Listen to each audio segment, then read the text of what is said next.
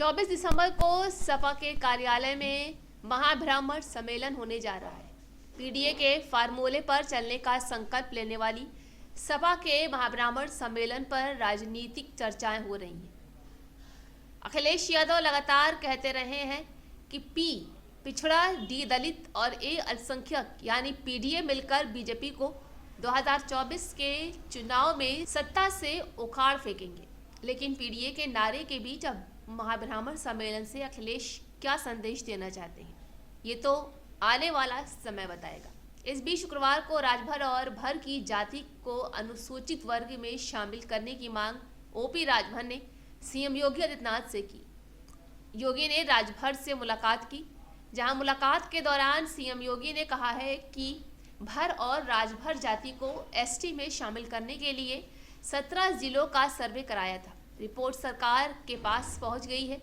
योगी ने यह संदेश भरोसा भी दिलाया है कि अब जल्द ही रिपोर्ट केंद्र सरकार को सौंप दी जाएगी। वहीं लोकसभा चुनाव से पहले भर और राजभर जाति के एसटी में शामिल होने की संभावना है। 2024 की सियासत में हर जाति, हर वर्ग को साथ लेने की कवायद अब शुरू भी हो चुकी है। फिलहाल राजनीति में जातिगत सम्मेलन का सिलसिला बीते 4 दशक से उत्तर प्रदेश में चल रहा है।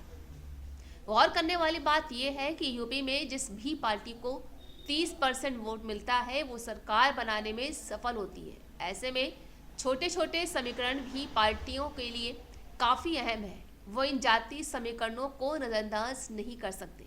यही नहीं, यूपी में 25% वोट बैंक मुख्य रूप से दलितों का है। इसके बाद अगड़ी जाति का वोट बैंक जो कि तमाम जातियों में बटा है, वो भी प्रदेश की राजनीति में अहम भूमिका निभाता है। इसमें मुख्य रूप से ब्राह्मण, ठाकुर आते हैं, जिनकी वोटों पर सभी धर्मों की नज़र रहती है। इसके अलावा पिछड़ी जातियों का वोट बैंक भी प्रदेश के चुनाव में अहम भूमिका निभाता है। एक तरफ जहां दलितों का वोट बैंक 25% है, तो ब्राह्मणों का वोट बैंक 8 और 5% ठाकुर का है। अनअगड़ी जाति 3% है। ऐसे अगड़ी जाति का कुल वोट बैंक तकरीबन 16% है। वही पिछड़ी जाति के वोट बैंक पर नजर डालें तो ये कुल 35% है, जिसमें 13% यादव, 12% कुर्मी और 10% अन्य जाति के लोग हैं।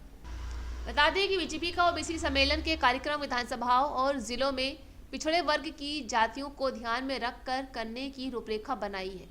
केंद्र सरकार द्वारा ओबीसी के हक में लिए गए फैसलों के बारे में बताया जाएगा। इनमें खासकर नीट में 27% ओबीसी आरक्षण और राज्यों को ओबीसी जातियों की सूची का अधिकार देने वाले कानून के बारे में बताया जाएगा। इसके अलावा यूपी सरकार के भी ओबीसी समुदाय के हित में लिए गए फैसलों की जानकारी दी जाएगी।